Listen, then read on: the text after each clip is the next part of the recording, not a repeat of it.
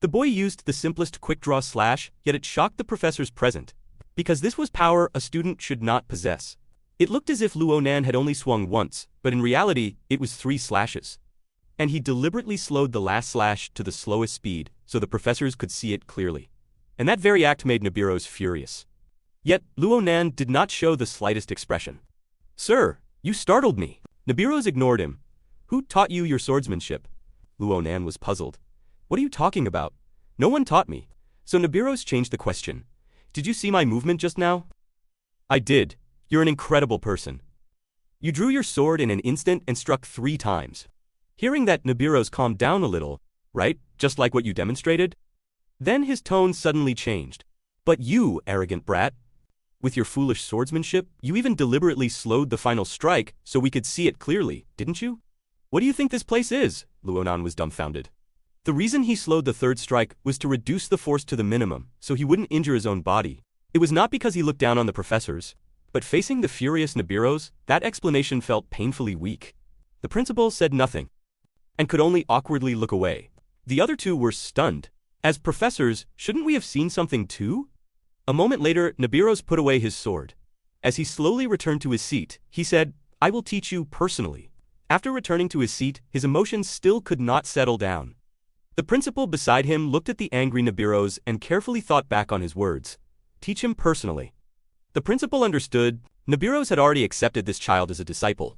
He turned to Luonan and said, "Child, you passed. But we still have one question. Why did you come to Philip's Royal Academy?"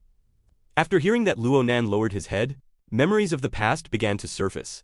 The boy had fought with all his strength and killed the strongest 4-winged giant he had ever known. He thought everything was finally over, but then in the sky, an even stronger 8-winged giant appeared. So, 4 wings were not the giant's limit. 8 wings were. At that moment, the boy was already prepared to fight to the death. But the other surviving woman did not agree with him. Instead, she strangely gave the boy a kiss. It turned out that 2.5 years earlier, 3 giants had suddenly invaded the empire. In a very short time, they destroyed more than half the land. Only after the army Luonan belonged to joined the war were they barely able to stop the giants. But they paid a terrible price for it. The whole army was nearly wiped out. Only a heavily wounded Luonan remained. He looked over the battlefield with sorrow and said, "They're all dead." But just then, a voice rang out. "It's been a long time since I've seen such a powerful human." When Luonan turned around, he found that the voice came from a dead giant. He angrily stepped on its face. "The empire became a graveyard because of you. Why aren't you dead yet? Want to know how your 2 friends died? One was roasted by a red dragon for 2.5 minutes, and one was permanently sealed by a mage. Now, do you understand? You damned monsters." He thought those words would enrage the giant, but the giant didn't care at all. "Those fresh young ones died gloriously. I know how they died, but we will return soon. And on this earth, there is no human as strong as you anymore. So, the world you protect will eventually be swallowed by the starlight?" Before it could finish speaking, Luonan cut off its head with 1 slash. "Just die already. Stop spouting nonsense." After doing all that, Luonan kept walking across the battlefield. Until he saw the corpse of an old friend and stopped. Then he knelt down in front of him. "Didn't I tell you to run? Why did you have to be so stupid, throwing your life away for so-called discipline?" Just as Luonan was immersed in grief, he suddenly heard someone calling for help. Dragging his badly wounded body, he followed the sound. It turned out to be Commander-in Shisha. She was still alive. Luonan felt a trace of comfort. But, on closer inspection, the commander did not look well either. She had actually lost one of her arms, yet she did not seem to care at all. Instead, she only cared whether the giant was dead. "It's dead. I killed it myself." After hearing the answer, she seemed relieved, and tears streamed down her face. "Thank you, Private Luonan."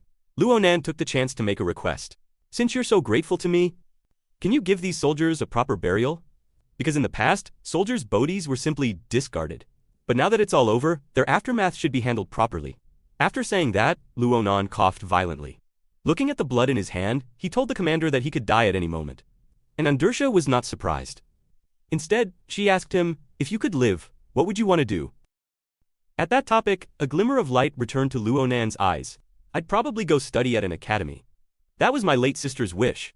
But there is no hope for any of that now." Hearing that, Andursha flared up. "Stop talking like that.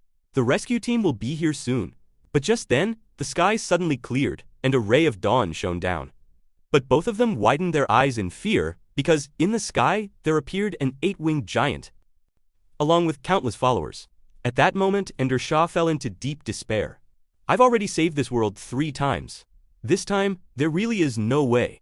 But Luo Nan, standing beside her, drew his sword. With a determined expression, he shouted at her, "My great commander, what are you doing? Use your telekinesis and throw me up there.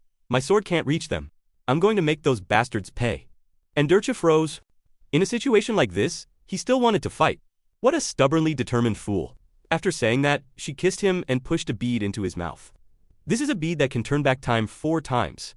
I've already used it 3 times. I climbed all the way to Commander-in-Chief because of it. The last use is yours. And when you meet me again, please talk me out of becoming a commander. As soon as she finished speaking, a flash lit up. When he opened his eyes again, Luonan had returned to his hometown 10 years earlier. Looking at the familiar scene before him, he froze. Am I dreaming? Then he slammed his head into the tree beside him, praying that he would wake up. Not long after, Luonan accepted reality. The commander's ideal is really grand. She actually wants me to fight the giants alone. What else can I do? After thinking for a moment, Luonan came up with a plan. He picked up a tree branch and ran toward the village entrance, but on the way, a group of bullies caught Luonan's attention. They had hung a boy upside down. Looking closely, there was no rope. It was magic. Luonan could hardly believe it. In a village like this, there was actually someone using telekinesis, such a rare magic. So he stayed and watched from the side. The blonde punk at the front was demanding money from the boy, but the boy said he had used all his money to buy medicine for his mother. He had no money left. Hearing that, the blonde punk flew into a rage and immediately ordered the kid using magic to lift him even higher into the air, but kind-hearted Assam didn't want to do it. The atmosphere instantly became tense. At that moment, Luonan smacked Assam on the head with his stick. "Stop! You'll kill him."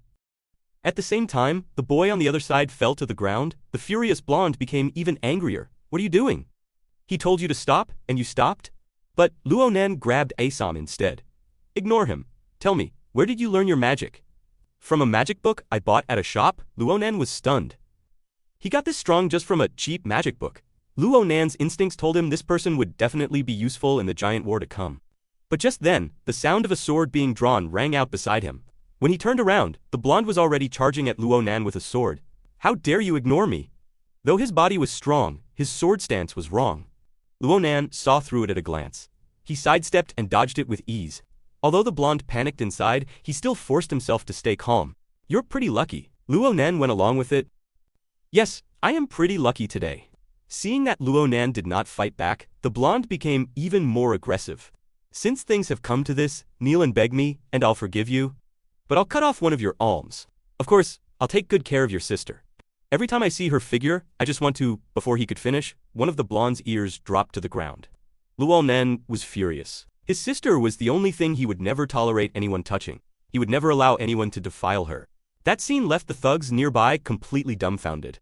He had actually used a tree branch like a sword. Seeing that Luonan took the chance to make them return the money to the boy, all of the money on them, the thugs did not dare refuse. They handed over every coin they had stolen and then ran away. At the same time, Luonan made an agreement with Azam. 4 days later, at 2:30 in the morning, they would meet here again, because they had something very important to do. After explaining everything, Luonan hurried back home. But he stood at the door for a long time, not daring to go in. Too many questions were troubling him. Should I apologize for leaving without a word? Should I tell her how much I missed her? Should I ask if she's been doing well? But when he finally saw his sister Luonan, only said one thing: "I'm back." After hearing that, his sister was so happy, she almost bounced like a monkey. "I can't believe it. In my lifetime, I actually got such words from my cold little brother. Is the food enough? Do you want me to add more?" Looking at the 13 dishes and 1 soup before him, Luonan was dumbstruck. He quickly waved his hands and refused. Then he suddenly changed the subject. "How old are you, sis?" "I'm 22 this year. Means there are still 10 years before the giant invasion." "Why are you asking that?" His sister hurried over and touched his forehead. "You don't seem to have a fever." Luonan grabbed her hand. "No, that's not it. What I mean is, I'm planning to study at an academy." Hearing that, his sister was overjoyed and skipped off to the side. She rummaged through boxers and cabinets. Not long after, she carried out a bucket. It was filled to the brim with gold coins. Luonan could hardly believe it. "How did you get all this?" "I saved it up for 2.5 years, just waiting for you to say those words." His sister stood there proudly with her hands on her waist. But Luonan told her this was far from enough. Because the place Luonan wanted to go Was Philip's Royal Academy the best in the world? It had the finest professors, the strongest funding, and more than that, the Academy had even produced 3 world-class figures: Commander-in-Chief, Andersha, Sword Saint Shulafan, and the Winter Witch. So, if he wanted to defeat the giants, this was Luo Nan's only choice. 4 days later, Luo Nan went to the place he had agreed to meet Asem. The first thing he did on seeing him was put down his bag and say, "Come on! Use your telekinesis to lift me as high as you can." Luo Nan wanted to use this to test his magical power. But Asem refused. "I can't do something that dangerous. It's fine. I bought insurance." Hearing that Asem finally relaxed, Mishi Mishi Hualaji, telekinesis. As the spell activated, it was as if an invisible hand lifted Luo Nan high into the air. The height exceeded even Luo Nan's expectations. Although it still lacked stability, if they wanted to fight flying giants, telekinesis was absolutely essential. And this kind of magic was extremely rare. Luo Nan curled his lips into a smile. "Satisfied," he said. "He's mine." At the same time, Asem started trembling. "Can I put you down now?" Who would have thought that, in the next second, Luo Nan drew his sword and actually cut through the magic. Then he landed safely. That scene left Asem stunned for 2.5 years. What did you just do? Cut through magic? Luo Nan simply gave him a light punch. "It's nothing, just a little acrobatic trick. Just pretend you didn't see it, okay?" In truth, this question had troubled Luo Nan for a long time. He did not know why his sword was so special. It could not only cut through magic, it could even kill giants. But that could be studied later. There was something more important to do right now. Then Luo Nan tossed the bag to Asem. "Let's go. We have to finish before the moon disappears. Once this is done, we can become students of Philip's Academy." Hearing that, Asem was shocked. "Did I hear that right, Philips? That's a place that only accepts elites. You have powerful swordsmanship, but I'm just useless. There's no way I can go right." "I know, even though you're stupid. Cowardly and always crying, it doesn't matter. You can start changing from now on. Otherwise, you'll end up like those punks, loafing around, wasting your entire life." Asem's face turned red after hearing that. It was the first time anyone had cared about his future like this, so he hurriedly agreed. Luo Nan, meanwhile, wore a sly grin. The plan had worked. Not long after, they arrived at a goblin nest. Although the goblins were asleep, it was still extremely dangerous.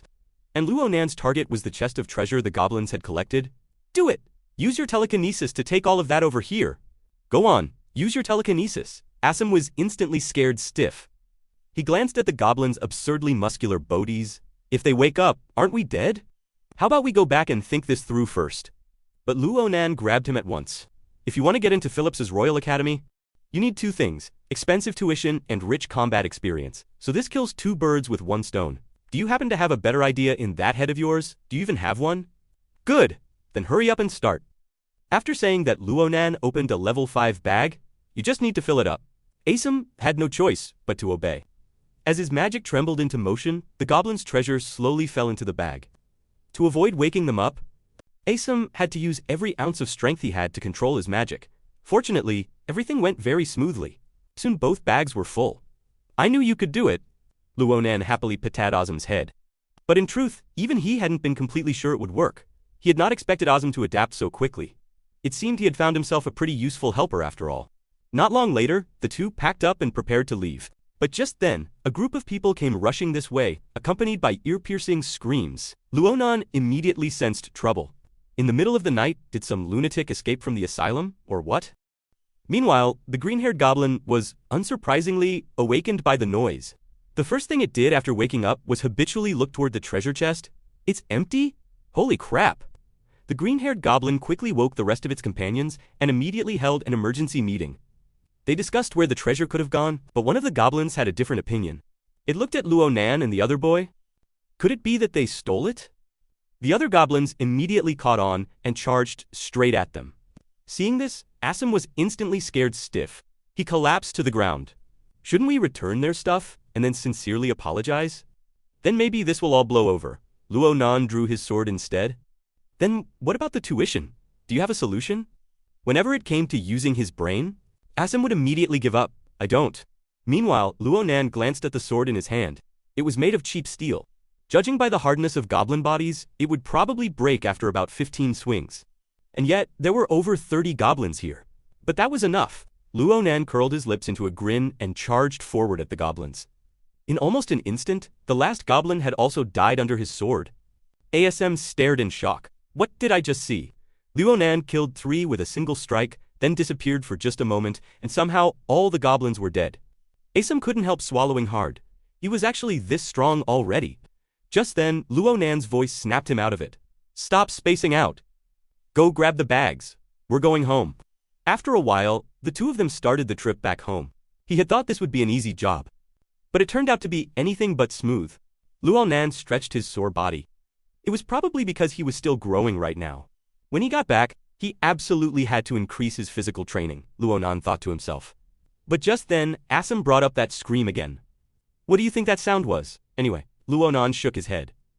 No idea. I only know that if I run into them, I'll smash their heads in.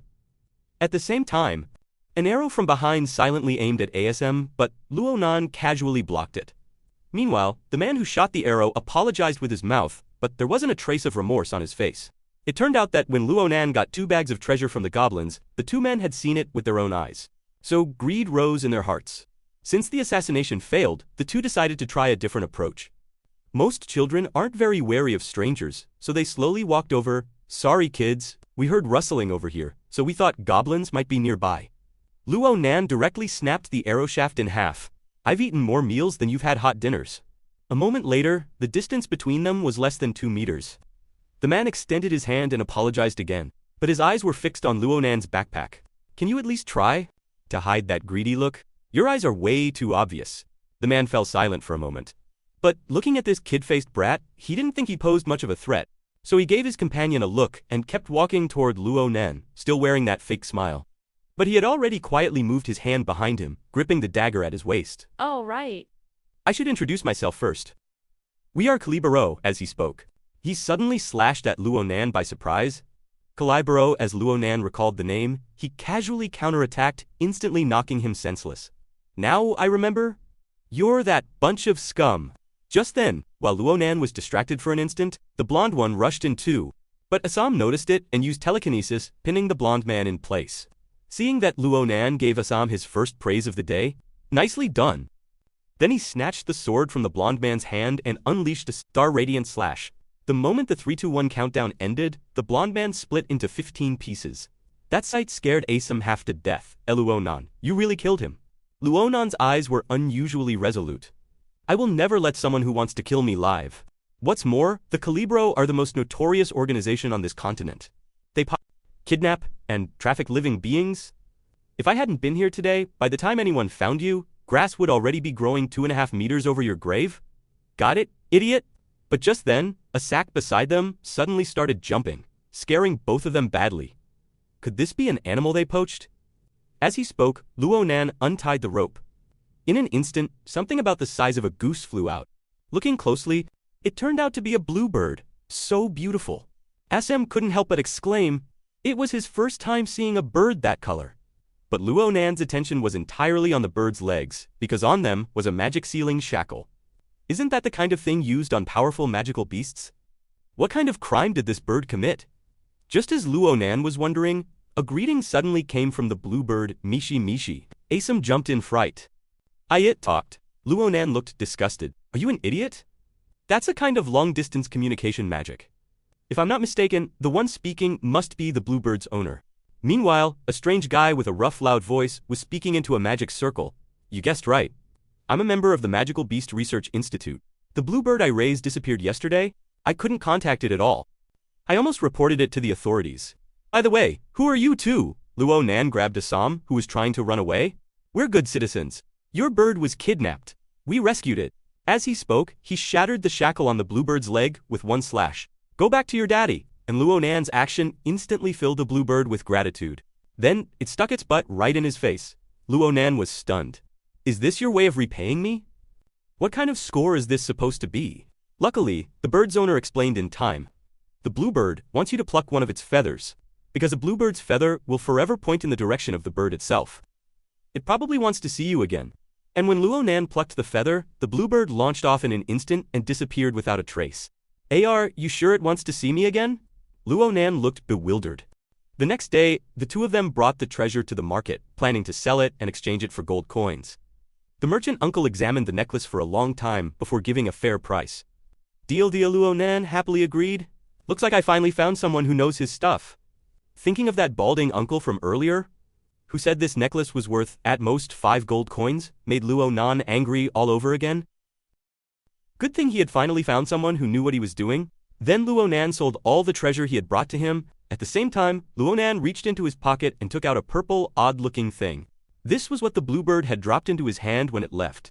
At first he thought it was poop, but it could crack stone. Luo Nan's instincts told him this thing was definitely unusual. And the merchant uncle shared the same opinion.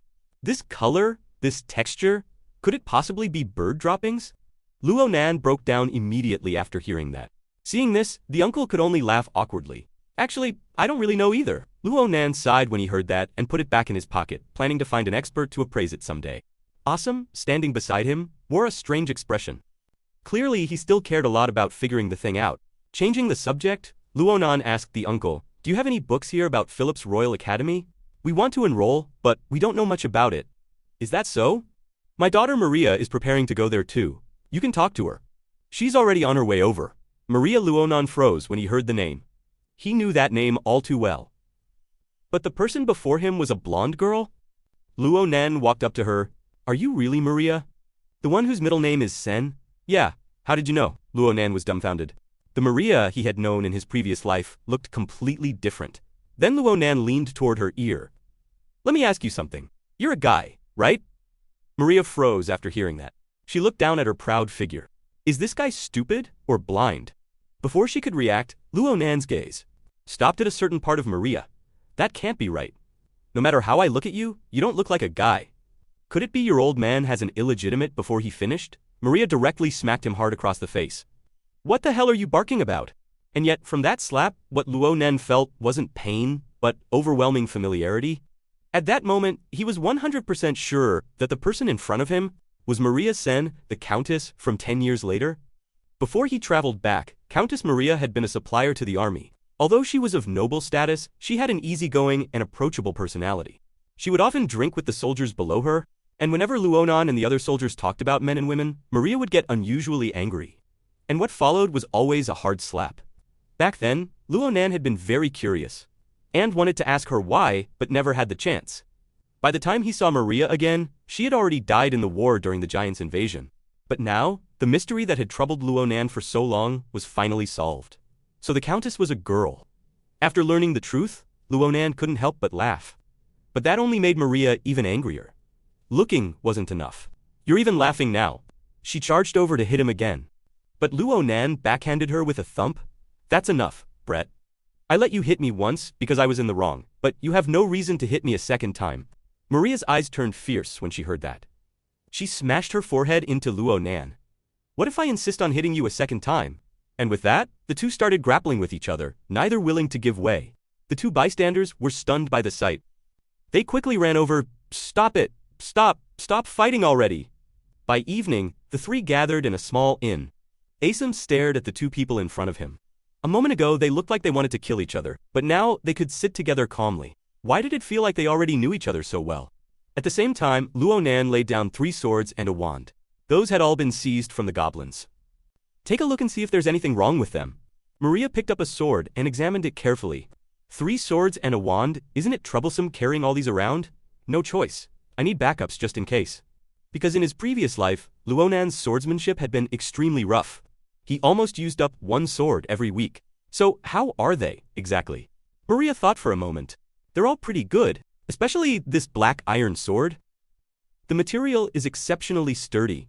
No matter how rough you are with it, I don't think it'll break. Then Maria glanced at the wand again and noticed a rare magic stone embedded in it. She turned to Azum and asked, "Little cutie, is this a rare magic stone? What kind of magic do you use?" Little cutie Azum practically blossomed. "Why yes. But then he lowered his head again. "I use telekinesis." Maria reacted strongly. "Telekinesis? That's incredible. If you do well, a full scholarship is possible." Really? Then Maria abruptly changed the subject. "The next question is this. In the practical exam, what combat skill can you show?" Luo Nan froze. "Show a technique? How come I've never heard of that?" To enter Philip's Royal Academy, you must pass both a theory exam and a practical exam. And in the practical exam, you must demonstrate a combat skill and make the professors acknowledge it. Most noble applicants show off their family's secret arts. As for ordinary candidates, they usually demonstrate magic. Luo Nan immediately cut her off. Wait, I'm a swordsman. Shouldn't it be enough that I'm only good at swordsmanship? Can swordsmen use magic too? Maria laughed. Every student who wants to enter Phillips must be able to use magic. That's the bare minimum. What is that expression on your face? Don't tell me you can't even sense the slightest bit of magic? Luo Nan was thoroughly confused. Is sensing magic similar to using aura? That sentence completely broke Maria. This guy is basically illiterate. You want to get into the elite class? Dream on? Get outside, now. As she spoke, she grabbed the sword on the table. I'm borrowing your sword. What if it breaks? I'll pay triple. Quit the nonsense and come with me. I'm going to give you special training. Magic power is the root of nature's power. It exists in every corner of the world. But you must first be able to sense magic before you can use it. And when you apply it to different parts of the body, the power that manifests is called magic. Normally it takes a year to grasp this. Even though Maria explained it this clearly, Luo Nan still didn't understand. Doesn't aura also seem to be made from power when you look closely? No, aura is far more powerful than magic. Even a genius needs at least 10 years to master it, and once awakened, it grants a power even more terrifying than magic. That's the difference between the two. Alright, explanation time is over. The moment she said that, Maria rushed in front of Luo Nan. So fast. Is this magic so fast? Is this what magic is? The degree to which it boosts strengths is incredible. But Luo Nan's body still instinctively parried the attack, then pushed Maria back with just a little force. Maria froze too. She had clearly poured magic into her sword, so why was she the one being blown back? What exactly is this guy? Soon, the two exchanged several more blows. At that point, Luo Nan didn't want to keep fighting. His arm was throbbing from the impacts. So he simply activated his aura and brought down a slash, deliberately cutting wide. Maria used the chance to widen the distance. You're really not simple, Luo Nan turned back. Same goes for you, but you still need more practice with your body balance. As he spoke, he sheathed his sword and turned to leave. Where are you going? Maria was unconvinced. She raised her sword. You don't seriously think you've won, do you? But Luo Nan only replied calmly, remember what you said? Triple compensation for any damage? The next second, Maria's blonde, ... When exactly did it get shattered? Just then? Asum, who was acting as the referee, ran over and gave him a pat. His expression seemed to say that the result of the fight was not surprising at all. You've already done very well. After saying that, he hurried toward Luo Nan, leaving behind a dumbfounded Maria. What the hell is that guy? He clearly doesn't even have any magic. The next day, Luo Nan received enough gold coins to buy 3 swords, plus 2 level 3 bags filled with books. What is all this? The entrance exam is only a month away. Don't you need them? But why are you doing this? Luo Nan knew very well that merchants only cared about profit. As he spoke, he drew his sword. If you're trying to fleece me? Free? Free? Maria laughed loudly. Totally free. I just hope we can all pass the test together. After hearing that, Luo Nan sheathed his sword. Fine, then, I'll accept it. Not long after, Maria said to Luo Nan, I've helped you to this much. If you still fail, I'll kill you, Luo Nan smiled. Of course. You should worry about yourself? On exam day. See you in the imperial capital. After saying goodbye, Luo Nan lowered his head and looked at his own hand. During this month, he had to strengthen his physical training. Because this body was simply too frail right now. Not long after, Luo Nan returned home. From that day on, he ate 8 bowls of rice a meal and only stopped when he was stuffed. This made his older sister overjoyed. Her little brother had finally come to his senses. And late at night, Luo Nan would go hunt monsters near the village. The rest of the time, he studied the learning materials. Luo Nan was very troubled. An exam is an exam.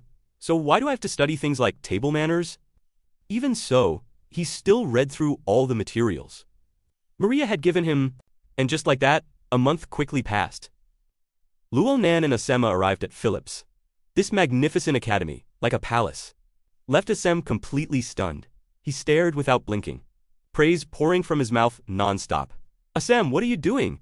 Showing off your country bumpkin identity? Sorry, Luo Nan? Asem looked at Luo Nan and froze. During this 1 month, he seemed to have grown a whole size. Now much sturdier, Luo Nan directly punched him. Stop spacing out. Let's go. At this time, he should be here too, and he should be around my age as well. Sword Saint Shulafan, the man known as the strongest swordsman. Maybe I'll run into him during the test. This was a strange egg.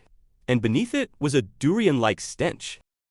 Because of that, Asam was disgusted by it, but he had no idea it was worth a fortune. Although it was laid by a bluebird, it would not hatch into a bird. Instead, depending on the hatching environment, it could hatch into an unbelievably powerful magical beast. That was the answer given by the little bird's owner. It turned out that when Luonan and Asam arrived at Phillips, Asam suddenly brought up the bluebird.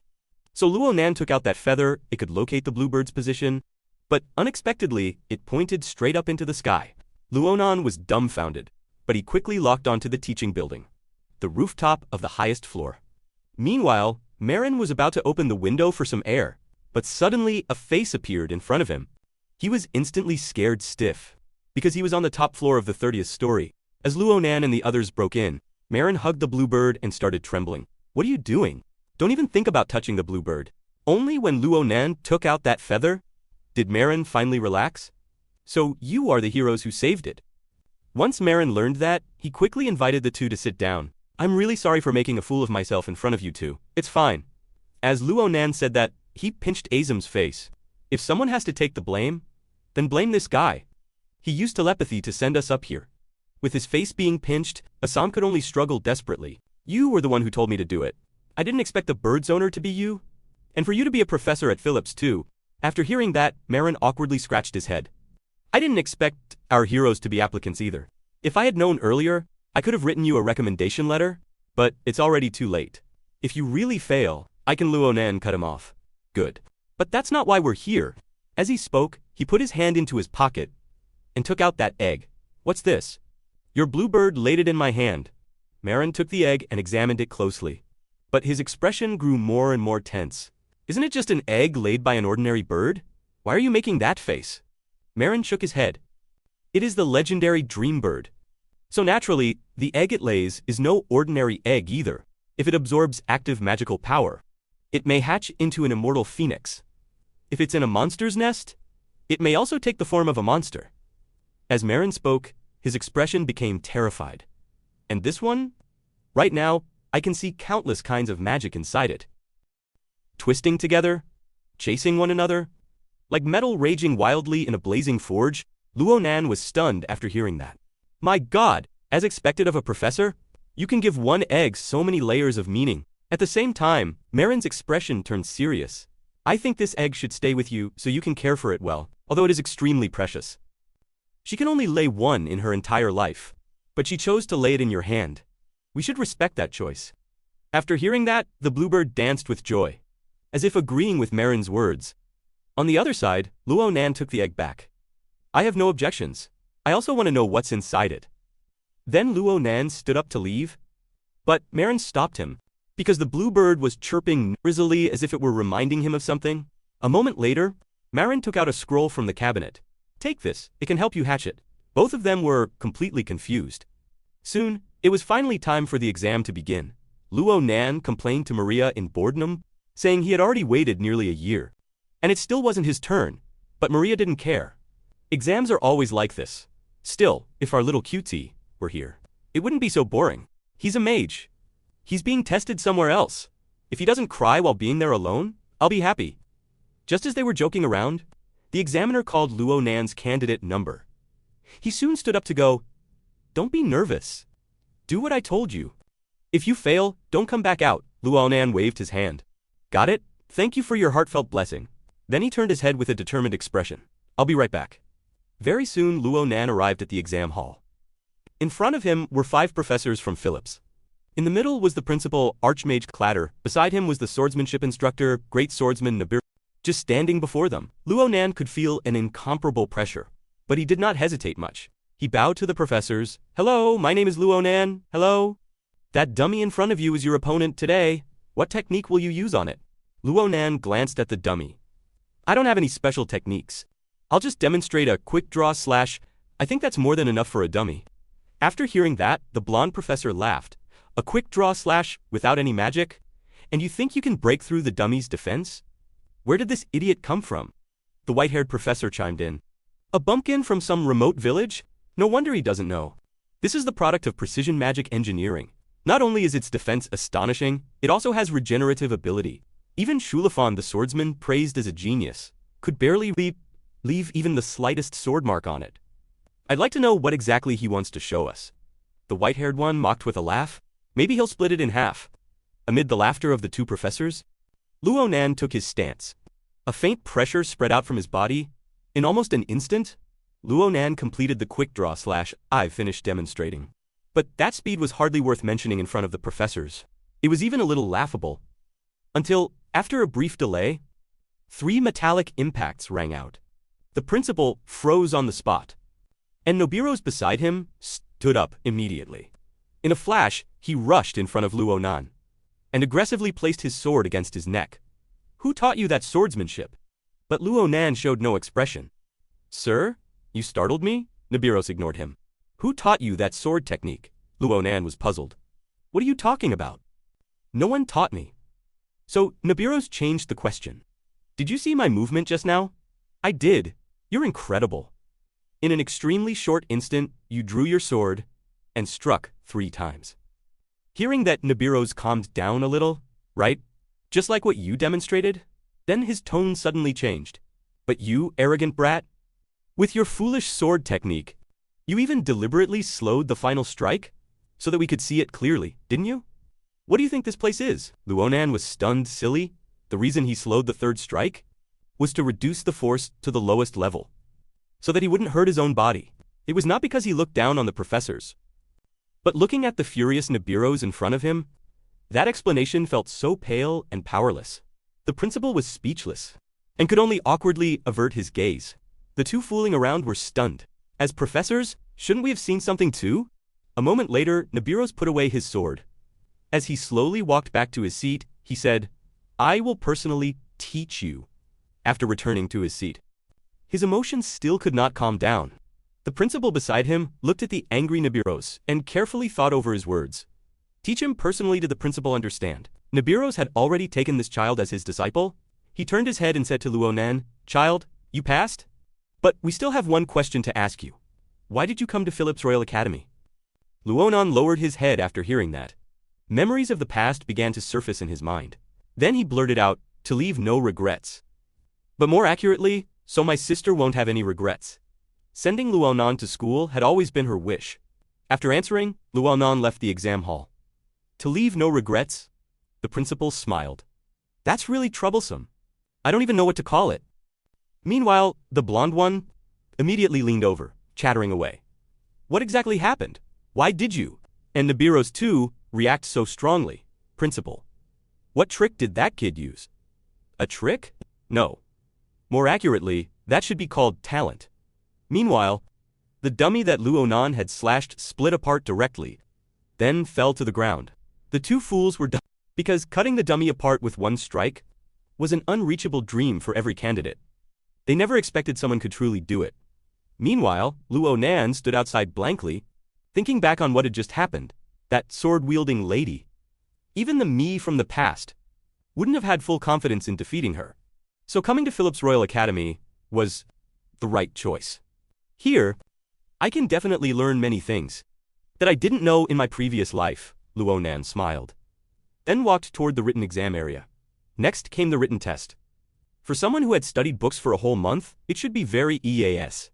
After finishing the exam, Luo Nan was dumbfounded. What the hell is this? Are these the kind of questions humans can even answer? Meanwhile, Maria froze when she saw the look on his face. What is this guy doing? Didn't he spend a whole month reading the books I gave him? How could he still do this badly, Wuel? SM next to her spoke awkwardly. You gave him 2 bags of books. One was for warrior subjects, and one was for mage subjects. It seems he got the mage one by mistake. After hearing that, Maria froze. Could there really be someone that stupid, not even knowing what he was studying? And just like that, who knew how much time passed? Maria couldn't help but pull Luo Nan up. All right, stop complaining. The practical exam counts for more. I believe you'll be fine. Meanwhile, the exam results came out very quickly. Everyone stared without blinking, longing to see their names on it. Asm passed, practical 12th, written 1st. Maria passed, practical 9th, written 9th. After getting the result, the two looked at each other. After being stunned for 2.5 seconds, they happily hugged each other. We passed. Look, your written score is actually 1st place. Even if there was a 3-way tie, little QT, you're way too amazing. Asam could only grin foolishly from the praise. I was just lucky. Then Maria turned around to ask Luonan. But what she saw seemed a little off. Luonan looked ashen. I'm not on there. The two were stunned. No way. Open your eyes wider and look again. I've already looked 30 times. At that moment, an explosion sounded from behind them.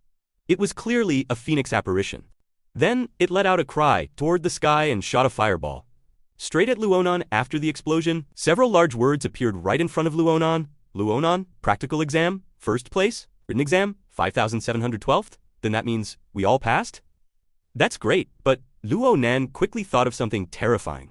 If I'm first, that means that guy ranked right behind me. That's bad. Luonan suddenly lost his nerve, and a chilling presence came from behind him, and the one slowly walking up from behind was Swordsman Shulafan. He would never allow anyone to surpass him in swordsmanship. So, you're the first place one. But Luonan didn't want to cause trouble? Me, first place? I don't know. Stop playing dumb? After hearing that, Luonan spread his hands. Me? First place? I'm first place. I might as well say I'm Chunheonan. Do you have any proof? After hearing that, Shulafan let out a cold laugh and swung a blade at Luonan at incredible speed. But it was blocked. That is the proof.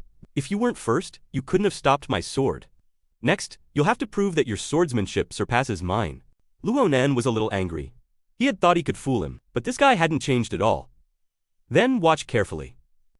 Luonan leaped backward to widen the distance, and then unleashed a slash. Shulafan was stunned. How could one strike contain 3 sword arcs? Then he raised his hand and blocked the attack. But that fierce power made Shulafan's fingers tremble uncontrollably. So, are you happy now? Luonan thought Shulafan would give up after that. But, unexpectedly, he charged at Luonan again. Today, one of us has to die. Luonan panicked and quickly told him to calm down. But Shulafan's gaze only became fiercer, and his attacks became sharper and sharper. That was exactly why Luonan was afraid of meeting him. This guy was far too obsessed with swordsmanship. If this continued, he would probably use his aura. When that happened, it would become an aura against Dora storm.